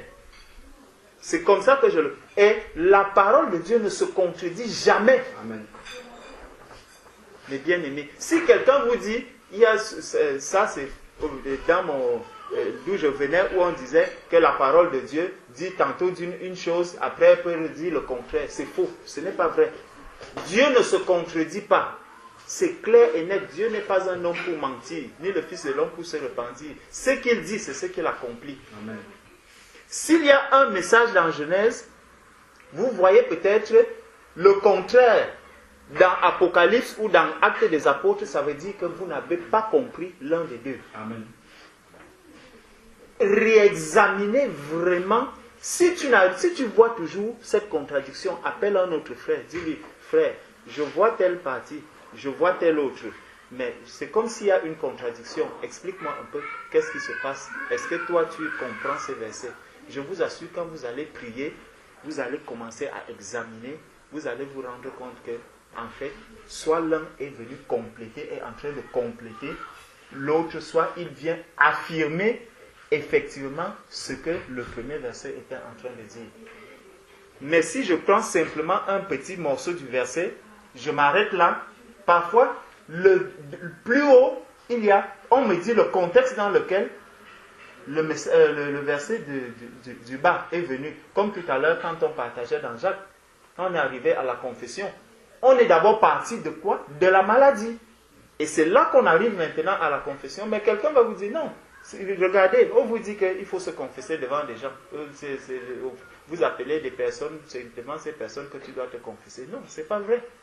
Il faut vraiment qu'on rentre dans la connaissance de la parole. Donc, quelqu'un ne doit pas vous faire cette reproche en vous disant, ma soeur, tu ne peux rien recevoir du Seigneur. Non, dis à cette personne que, en réalité, je comprends une chose, c'est que tu veux me fermer la bouche et tu ne veux pas que j'aille régulièrement auprès de mon Père pour qu'il me parle. Dieu te parle, il me parle, il parle à tous ses enfants. Parce que nous sommes des enfants de Dieu. Amen. Ma soeur, ta question maintenant. Parce que tu avais une question en fait. C'était ça, papa. C'est pour ça que je dis que vous avez déjà répondu à ma question. Ah, d'accord. Ok. En fait, le fait que j'ai dit papa, ça vous a amené à répondre à la oui, question. parce qu'en fait, c'était le fait d'être enfant toujours. Ah, enfant, on nous ramène toujours. D'accord, oui. Le fait d'être enfant, quand d'accord. on amène une parole comme ça, en disant, tu es encore enfant. Donc, tu ne peux pas. Voilà, c'est ça. Bon, il a dit c'est le verset crucial même dans les églises. C'est ça même qui amène très souvent les églises même à la division et mentionner tout ça. Pourquoi? Parce que la question que je veux poser est celle-ci. C'est dit, comme moi je ne maîtrise pas les versets, mais j'écoute beaucoup des paroles, c'est dit dans la Bible que quand un homme de Dieu est représentant dans une communauté ou une église, à des fidèles, et c'est un des fidèles a besoin d'une prière urgente, l'homme de Dieu se doit immédiatement aller vers ce fidèle-là pour son besoin, c'est-à-dire de la prière et autres. Mais il se trouve qu'aujourd'hui, dans la société dans laquelle nous vivons, les hommes de Dieu ne sont pas ce qui est écrit dans la Bible. Aujourd'hui, un fidèle a besoin d'un homme de Dieu. Il lui dit carrément, moi je n'ai pas le temps parce que j'ai rendez-vous dans tel endroit, j'ai rendez-vous soit à la préfecture, j'ai rendez-vous dans telle société, j'ai rendez-vous ici où je suis pris par-ci par-là. Ça veut dire qu'il n'exerce pas l'immédiat que Dieu lui dit de faire. Par contre, quand on arrive que ce fidèle, lui, il n'a pas, peut-être il avait des sérieux problèmes dont il avait besoin de l'homme de Dieu pour prier pour lui. Ça n'a pas été fait. Mais quand on arrive à un certain moment où on parle des dîmes, alors on exige à ces personnes-là de payer la dîme. Mais moi, ma conception, c'est quoi? C'est que je me dis, moi je suis un chrétien, je suis enfant de Dieu. Je suis dans une communauté ou une église où le pasteur de l'église n'a pas le temps, pour moi qui suis fidèle, qui est dans un problème urgent de prière, ou même pouvait déléguer quelques membres de l'église ou de la communauté, n'a pas fait ça. Alors je me dis, mais si je me réfère à la parole de la Bible, ce n'est pas un homme de Dieu qui est devant moi. Alors pourquoi payer ma dîme dans ce cas-là? Parce que ma question c'est ça, pourquoi payer la dîme à un homme de Dieu qui lui n'est pas capable de partir dans l'immédiat pour prier pour un fidèle qui en a besoin? Pourtant c'est bien écrit dans la Bible. Ça c'est la première question. De deux, est-ce cette dîme que je dois payer? Moi je ne la paierai pas, mais je préfère la mettre, la prendre en offrande. Oui, ça. C'est-à-dire, je ne vais plus la prendre comme une dîme, mais plutôt une offrande à soit un frère de l'église que je sais qui a plus besoin, ou soit des hommes qui même ne sont même pas des frères de l'église, mais des personnes que je connais dans la vie qui ont plus besoin que moi. Pourquoi ne pas leur offrir cela que d'offrir à un soi-disant homme de Dieu qui n'a pas le temps pour ses fidèles qui sont dans le besoin, mais qui ont le temps pour leurs affaires. Parce que quand on regarde aujourd'hui ces hommes de Dieu-là, ils travaillent, je travaille. C'est vrai, on est dans une société qui est comme ça. On est obligé. Mais doit trouver le temps, selon les écrits, pour ses fidèles. Mais quand il dit qu'il n'a pas le temps, il ne faudrait pas qu'il ait aussi le temps aussi de prendre la dîme des gens, ou d'exiger aussi la dîme aux gens. Donc moi, je ne sais pas si c'est mon raisonnement ou un autre, mais le 10e par exemple de mon salaire, je préfère l'offrir à quelqu'un qui a plus besoin. Parce que cette personne-là, pour moi, un jour, se posera la question, pourquoi est-ce qu'il me donne ça? Pourtant, je ne lui ai pas demandé, je ne lui ai pas rendu des services pour qu'il me donne tant. Mais cette question lui reviendra un jour, et que quand il aura peut-être le courage de me demander, je lui dirai que c'est selon ce que je sais de la Bible. Je préfère offrir que de dire que je donne une dîme. Donc la question c'est, ça. Est-ce qu'il faut continuer de payer la dîme à ces gars-là, ou offrir peut-être le 10e à quelqu'un? Gloire à Dieu Amen. Pour la question. Dans le monde entier qui se pose la même question. C'est pour ça qu'on enregistre en contact. Pour que ça puisse aider d'autres personnes. Donc, la première chose déjà qu'il faut comprendre, c'est que lorsque tu as reçu l'Esprit de Dieu et que tu élèves ta voix vers le Seigneur, Dieu entend ta prière. Donc, tu n'as pas besoin d'un homme de Dieu pour prier pour toi. Tu dois aller à genoux devant le Père. La Bible dit qu'il y a un seul médiateur entre Dieu et les hommes, c'est Jésus-Christ homme. Si tu pries au nom de Jésus, Dieu t'entend. Donc, déjà, si tu as besoin absolument de rechercher l'homme de Dieu pour la prière, c'est un problème déjà. Le problème vient déjà de toi. Tu dois dépendre de Dieu seul. Le serviteur de Dieu peut, par exemple, si tu as un problème de compréhension sur la parole, déjà un frère même ou un serviteur de Dieu peut t'aider à comprendre une parole. Maintenant, si tu as besoin du soutien dans la prière, ce n'est pas que la prière de l'homme de Dieu qui est entendue dans le ciel, toute l'Église, tous ceux qui ont le Saint-Esprit, leur prière est entendue dans le ciel. Tu as besoin de soutien dans la prière, appelle tes frères, tes sœurs qui sont là, qui peuvent te soutenir. Soutenez-moi dans la prière parce que j'ai tel combat, j'ai tel fardeau, point valide. Personne ne va rien te demander en termes d'argent. Ça, c'est déjà la première chose qu'on doit comprendre. Ne pas dépendre de l'homme de Dieu, mais dépendre du Seigneur seul, parce que nous avons le même esprit que celui qui est le serviteur de Dieu. Il n'est pas plus entendu par Dieu que nous. Il peut avoir plus d'expérience, nous donner certains conseils, mais on ne doit pas dépendre de lui alors que nous sommes tous enfants de Dieu. Donc ça, c'est la première chose déjà. La deuxième chose maintenant, c'est que le royaume de Dieu n'est pas de ce monde-ci. Jésus-Christ, quand il était devant Pilate, il a dit à Pilate, quand Pilate lui dit, ne sais-tu pas que j'ai le pouvoir de vie ou de mort sur toi, il dit, tu n'as aucun pouvoir sur moi. Mon royaume n'est pas de ce monde-ci. Si mon royaume était de ce monde, je dirais au Père d'envoyer une légion d'anges pour me délivrer si c'était réglé. Mon royaume n'est pas de ce monde. Donc, l'Église de Jésus-Christ ne fonctionne pas comme le monde.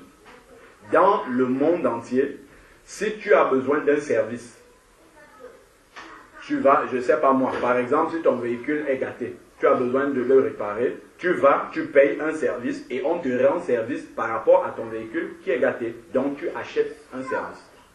Dans l'église de Jésus-Christ, c'est la grâce de Dieu. On n'achète rien du tout. Donc si quelqu'un attend déjà que tu le payes pour prier pour toi, c'est un vrai problème.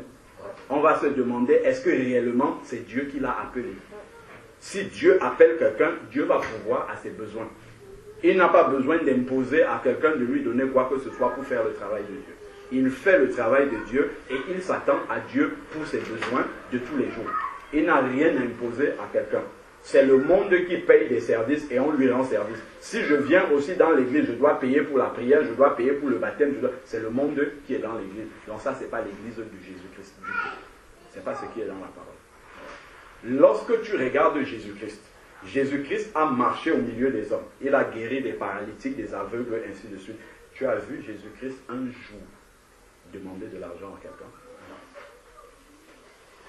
Tous les gens qui venaient à Jésus-Christ, un jour tu l'as vu demander de l'argent. Au contraire, il dit aux apôtres, vous-même donnez-leur à manger. Quand il a fait la multiplication des pains, les gens étaient là depuis 3 jours. Il dit certainement, ces personnes qui sont là doivent avoir faim. Donnez-leur vous-même à manger. C'est ça que Jésus dit. Il multipliait les pains pour donner à ceux qui en avaient besoin. Il ne réclamait rien du tout. Ça, c'est déjà le principe, la moralité même d'un serviteur de Dieu. Il s'attend à Dieu pour sa vie de tous les jours. Il n'a pas besoin d'imposer quoi que ce soit à un fidèle. Maintenant, ça renverse déjà la question de savoir, est-ce que comme il ne fait pas bien son travail, je ne dois pas lui donner la dîme? Il n'a pas de salaire à recevoir, déjà, pour commencer. L'ouvrier mérite sa nourriture, c'est ce que la Bible dit, pas un salaire, il mérite sa nourriture, c'est ça. Dans quelques maisons que vous entrez, Jésus a dit dans Matthieu 10, ce qu'on vous sert à manger, mangez et laissez votre pain partout. Donc, ce qui veut dire déjà une chose. Je vais d'abord te poser une question avant de répondre. La dîme qu'on perçoit aujourd'hui dans l'église, à quoi est-ce que c'est utilisé? Ça sert à quoi? À quoi est-ce qu'on utilise cet argent-là? Pour moi, ça sert à... En général, hein, je dis en général, de l'expérience que tu as, quand les pasteurs ou les personnes qui reçoivent ça, qu'est-ce qu'ils font de cet argent? La plupart des fois. Si on n'entre pas dans les soupçons, hein, ils utilisent ça pour quoi? Pour leur propre besoin. Ok, au-delà de ça. Souvent, c'est pour payer la salle. Oui, ici, oui. Souvent, c'est pour payer la salle. Ouais. C'est pour payer l'électricité. C'est pour payer ce qu'il y a à payer. Ouais. Le jour de la Pentecôte, c'est le début de l'église de Jésus-Christ. Il y a 3000 âmes qui se sont converties.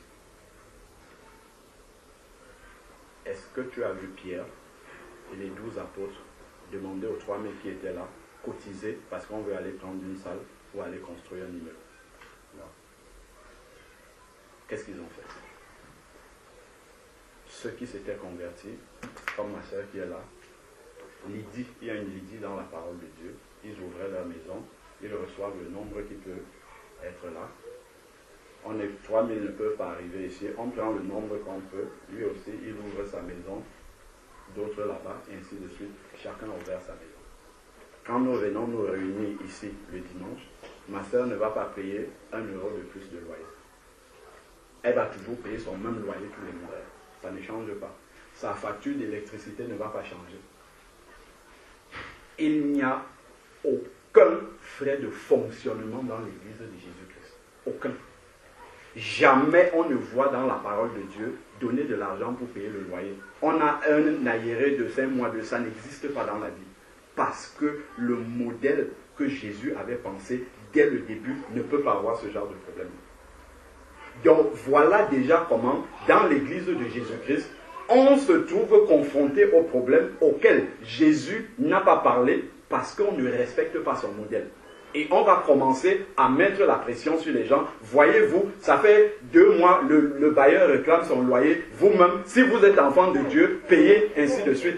On se retrouve à forcer les gens parce qu'on n'a pas obéi au Seigneur et on se trouve dans des problèmes, en fait, parce qu'on paye la conséquence de ce qu'on n'a pas obéi. Il n'y a pas de problème de loyer dans l'église du Seigneur. Si on sort là, on se met là-bas au parc, on peut prier le Seigneur.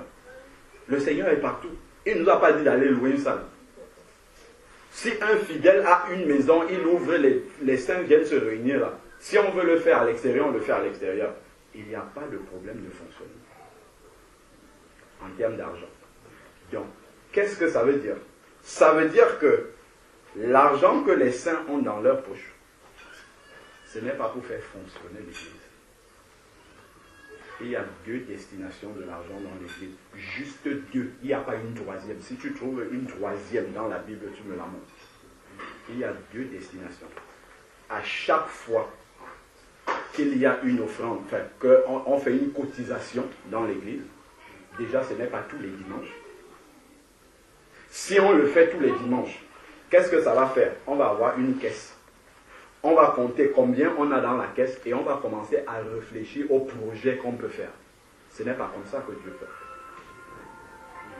Si un projet vient réellement de Dieu, Dieu pourvoira pour que ce projet-là marche. Dieu touchera qui il faut toucher pour que ça marche correctement.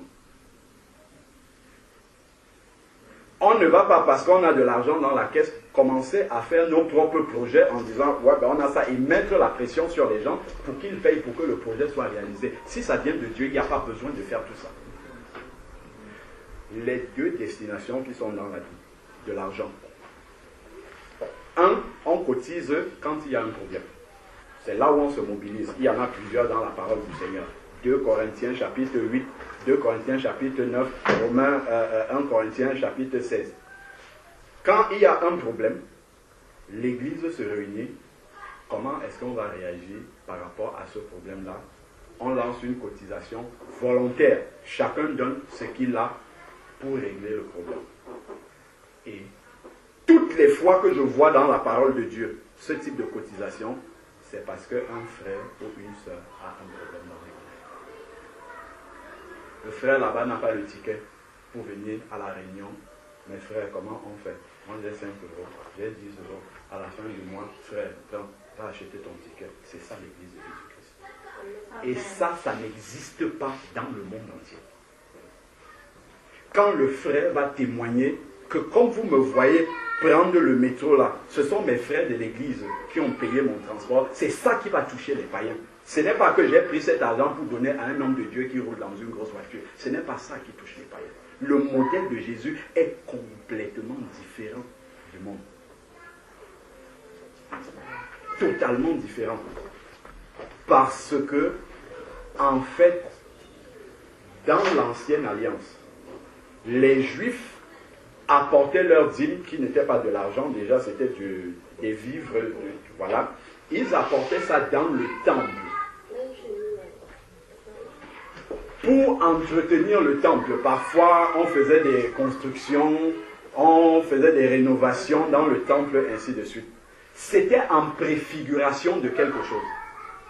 Dans le Nouveau Testament, qu'est-ce qui représente le temple?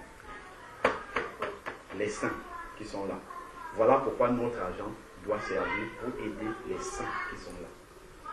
C'est eux qui sont la destination de cet argent. Parce que quand tu pries et que tu as besoin de finances, de quelque chose pour régler un problème, Dieu ne va pas descendre du ciel pour répondre à cette prière-là. Il va répondre à ta prière en me suscitant pour que je sorte 10 euros pour te donner. C'est comme ça l'église de Jésus-Christ. C'est comme ça que l'argent est utilisé dans l'église. La deuxième destination, à part... Parce que quand je dis comme ça, on peut croire que je... Prenons 1 Corinthiens, chapitre 16. 1 Corinthiens, chapitre 16.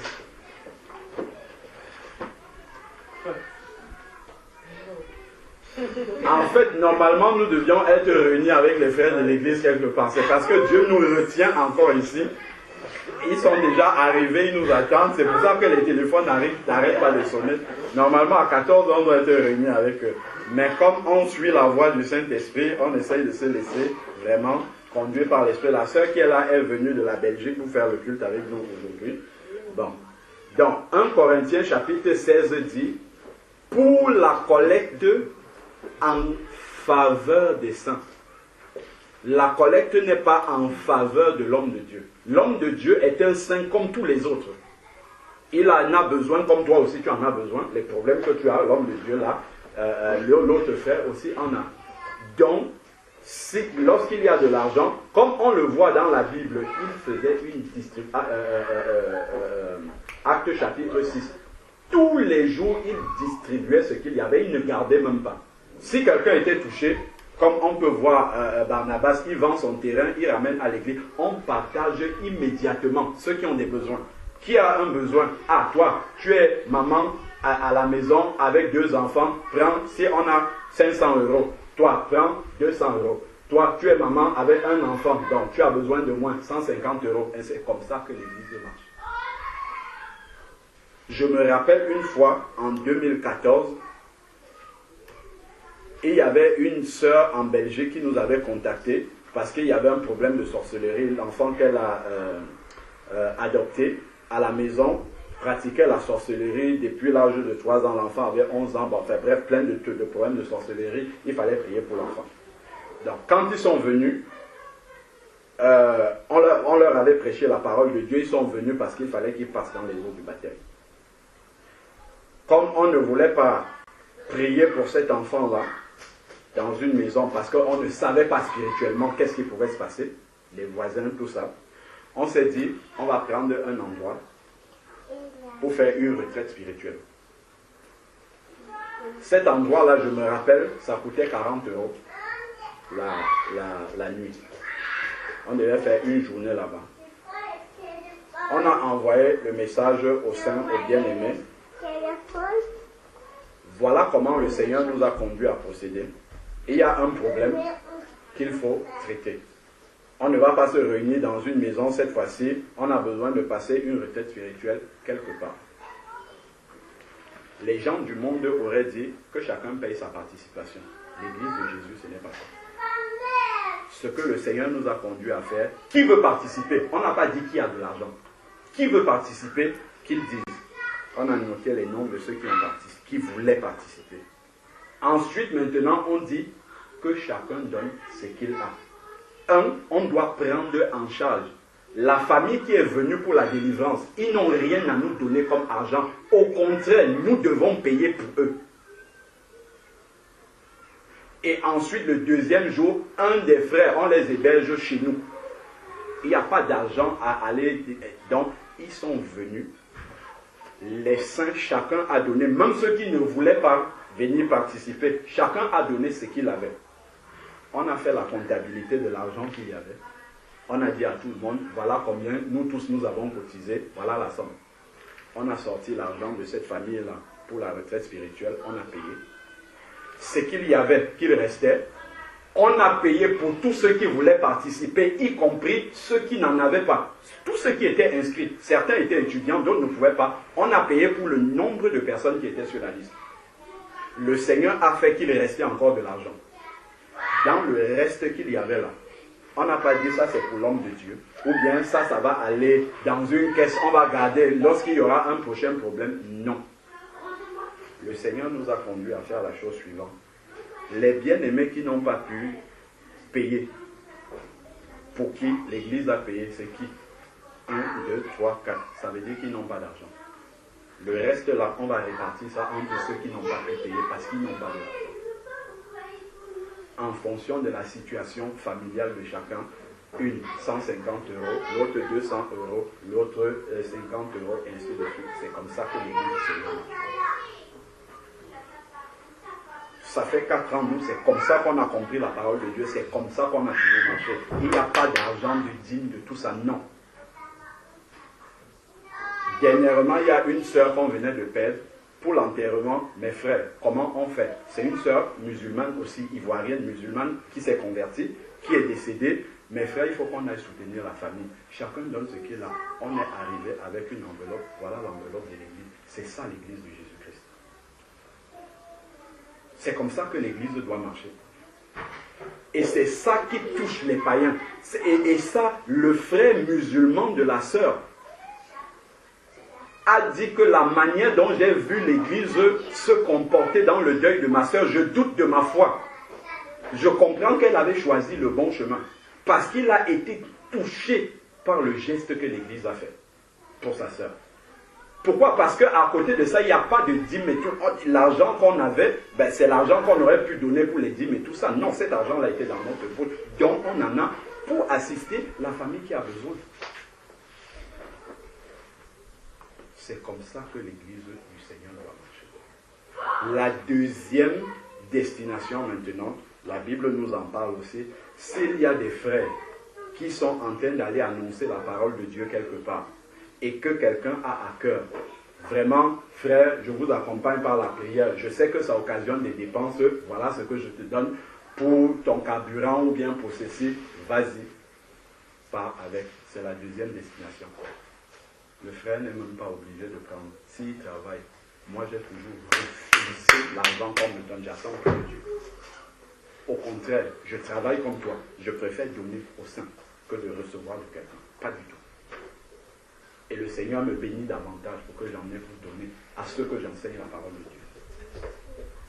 Et le fait que l'argent sorte de mes poches pour donner à ceux que j'enseigne, ils ne me contrôlent sur rien du tout. Je peux leur dire toute la vérité parce que ce n'est pas eux qui pourvoient pour ma vie.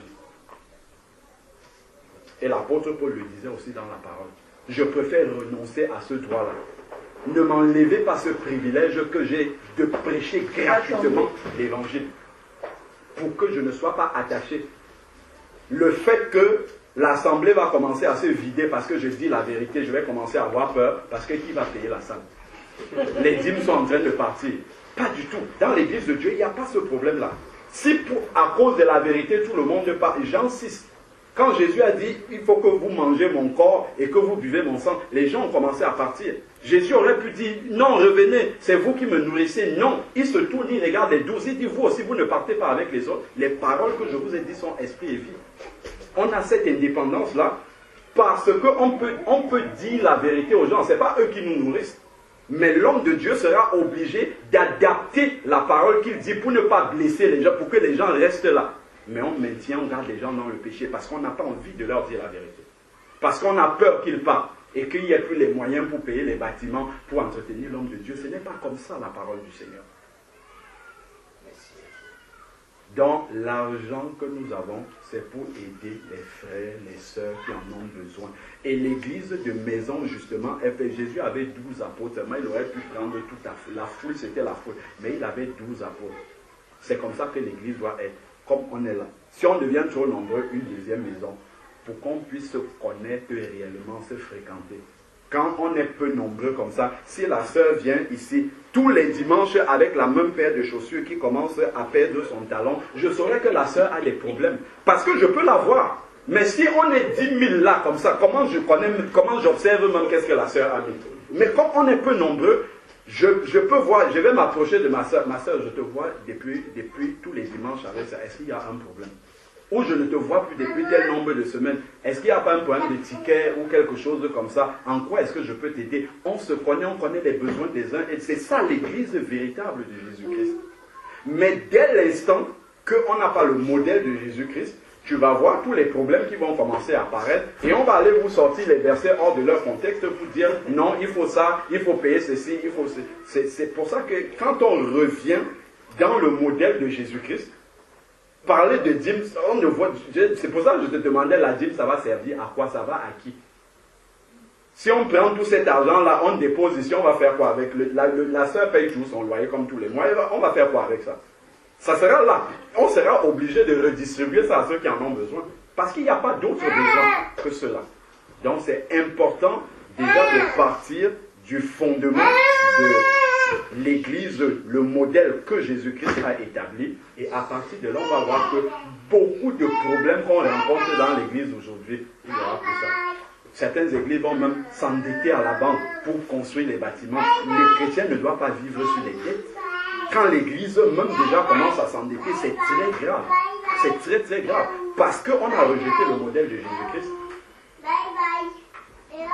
Donc vraiment, mon frère, ce que tu as dans la pensée de ton cœur, c'est ça que la parole de Dieu enseigne. Si tu vois les besoins autour de toi, les pauvres, les mendiants, les gens même de ta famille, de sang, qui ne connaissent pas Jésus-Christ, qui ont des besoins, il faut les aider. après les avoir aidés, tu peux leur dire vraiment ce que je te donne là, c'est Jésus qui a mis ça dans mon cœur de te donner. C'est la première prédication que tu peux leur apporter.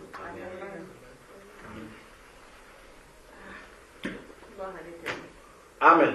Je crois que nous, on va courir pour rejoindre les autres. Ils ont déjà tellement appelé. On va manger quand même. Aïe, aïe, aïe, aïe, aïe, aïe. Je vous avais dit, en fait, le Seigneur. Il fait comme il veut. Ah, oui, c'est vrai. Nous-mêmes, nous sommes soumis. C'était jusqu'à 13h. Nous-mêmes, nous sommes soumis à la parole de Dieu. Parce qu'il y a la salle, je prends le micro. Il y a la salle, on doit. Donc, pour arrêter d'appeler papa, il fallait qu'on publie. Quand je vous ai dit,